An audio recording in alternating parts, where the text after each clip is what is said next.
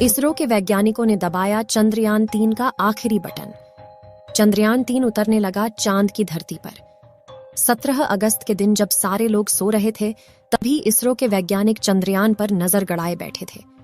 करीब आधी रात में दबाया आखिरी बटन, जिसे देख भारत के खिलाफ षड्यंत्र रचने वाला चीन भी हुआ हैरान। साथियों, रूस अपना लूना 25 को छोड़कर यह सोच रहा होगा कि शायद भारत इससे डर जाएगा, लेकिन इसरो को इससे कोई फर्क नहीं पड़ा। बल्कि उन्होंने तो ट्वीट करके रूस को बधाई दे दी है और कहा है कि चलो चांद पर मिलेंगे। जहां चंद्रयान-3 इस वक्त चांद की कक्षा में परिक्रमा कर रहा है। और अब बड़ी खबर यह है कि 17 अगस्त के दिन भारतीय स्पेस एजेंसी ने हमारे इस बाहुबली स्पेसक्राफ्ट का आखिरी बटन दबा दिया है, जिससे चंद्रयान-3 से चांद की यात्रा में 2 बड़े बदलाव होंगे। दरअसल 5 अगस्त के दिन इसरो के वैज्ञानिकों ने चंद्रयान-3 को चांद के गुरुत्वाकर्षण की ओर धकेल दिया था और उस दौरान चांद ने अपनी 164 किलोमीटर इंटू 18,072 किलोमीटर की अंडाकार कक्षा में पकड़ लिया था, जिसके बाद समय समय पर लूनर ऑर्बिटर मैन्यूवरिंग परफॉर्म करके लगातार की कक्षा को घटाया जा रहा था। और अब 16 अगस्त के दिन चंद्रयान-3 के अंडाकार कक्षा को घटाकर इसे 100 किलोमीटर इंटू 100 किलोमीटर की गोलाकार कक्षा में भेजा गया। यह प्रक्रिया डी ऑर्बिटिंग के नाम से जानी जाती है और इसरो के वैज्ञानिक इसे चांद की 5वीं ऑर्बिट में कर दिए हैं। जब यह चांद की सतह से पूरे 100 किलोमीटर की ऊंचाई पर पहुंचा, तो 100 किलोमीटर की कक्षा पकड़ने की यह प्रक्रिया इतनी अहम इसलिए है क्योंकि किसी भी घूमती हुई चीज को उसके अंडाकार रास्ते में से निकालकर गोलाकार रास्ते में रखने के लिए सही रफ्तार और अक्ल की जरूरत पड़ती है। और जैसा कि आप जानते हैं कि चांद की कक्षा में चंद्रयान-3 का प्रोपल्शन मॉड्यूल कई सालों तक लगातार घूमता रहेगा। इसलिए अगर एंगल 1 डिग्री भी इधर उधर हो गया तो प्रोपल्शन मॉड्यूल हर चक्कर में चांद से दूर चला जाएगा। और एक समय ऐसा आएगा जब ये चांद के गुरुत्वाकर्षण से निकलकर डीप स्पेस में खो जाएगा और इससे मिशन फेल भी हो सकता है। इसलिए इसरो के वैज्ञानिकों ने इस प्रोसेस के लिए तगड़ी प्लानिंग किया था। 16 अगस्त के दिन चंद्रयान-3 के इंजन का बटन दबाया गया, जिससे इंजन अलग होकर सुबह 8:38 से 8:39 के बीच में 5वीं कक्षा बदल चुका है। 100 इंटू 100 किलोमीटर की ऑर्बिट होगी। ध्यान देने वाली बात तो यह है कि इस प्रोसेस के सभी स्टेप पहले से ही चंद्रयान-3 के आर्टिफिशियल इंटेलिजेंस सॉफ्टवेयर में फिट कर दिए गए हैं। यानी अगर धरती से कोई चूक हो भी जाती है तो आर्टिफिशियल इंटेलिजेंस इसे अपने आप ही ठीक कर लेगा। दोस्तों, यह काम कितना मुश्किल है आप उसका अंदाजा इसी बात से लगा सकते हैं कि रूस का लूना 25 स्पेसक्राफ्ट 16 अगस्त के दिन चांद की कक्षा में पहुंच गया है।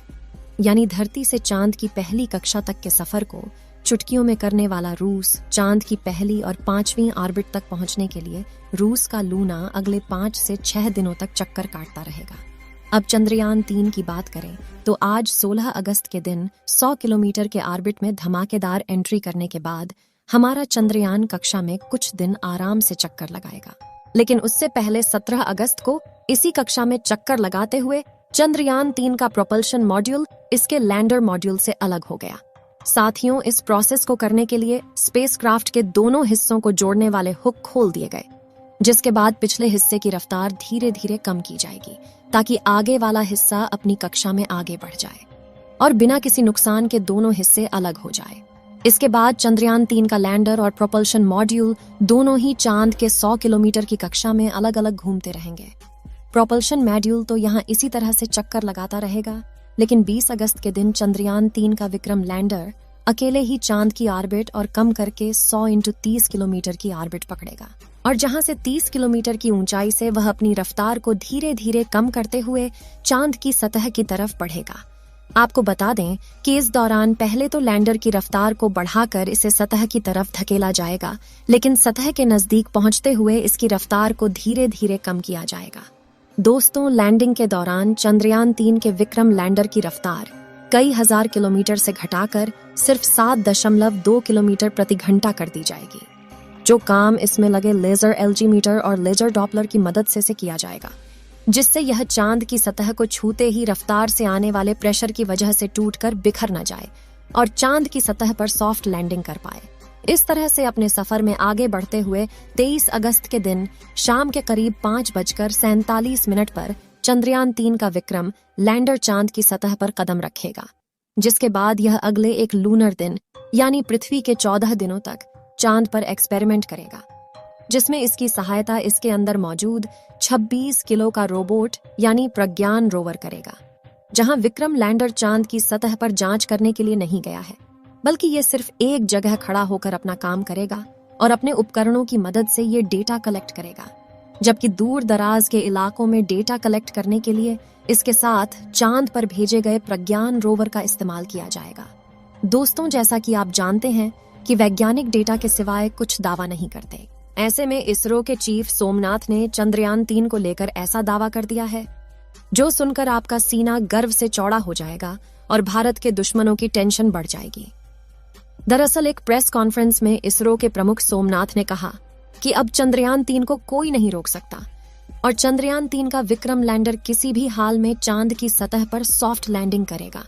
आगे उन्होंने बताया कि अगर चंद्रयान के 2 इंजन बंद भी हो जाते हैं या सारे सेंसर का काम करना बंद हो जाता है, तो भी यह चांद पर लैंड करेगा, क्योंकि चंद्रयान-3 को इस तरह डिजाइन किया गया है कि यह लैंड करके ही दम लेगा, यानी यह एक साथ कई फेलियर झेल लेगा अगर इसका एल्गोरिथम काम करता रहा और प्रोपल्शन मॉड्यूल ठीक से चलता रहा तो इसका चांद पर उतरना तय है।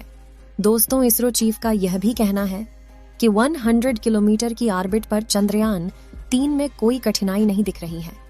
सिर्फ एक समस्या है, पृथ्वी से लैंडर के स्थिति का सही अनुमान लगाना। इसका सही माप लगाना बहुत महत्वपूर्ण है। ऐसा इसलिए क्योंकि उस वक्त विक्रम लैंडर पृथ्वी से काफी ज्यादा दूर होगा और इतनी दूरी पर उससे संपर्क बनाए रखकर रियल टाइम में ट्रैकिंग करना काफी मुश्किल होता है। दरअसल साउथ पोल चांद के डार्क साइड में आता है, जहां सिग्नल ब्रेक होना एक आम बात है और सिग्नल टूटने पर यान गड़बड़ा जाता है। साथ ही उसी वजह से पिछले मून मिशन यानी चंद्रयान-2 में चांद की सतह से 2.1 किलोमीटर की ऊंचाई पर इसरो के चंद्रयान-2 से संपर्क टूट गया था और वह चांद की सतह पर क्रैश लैंड कर गया था।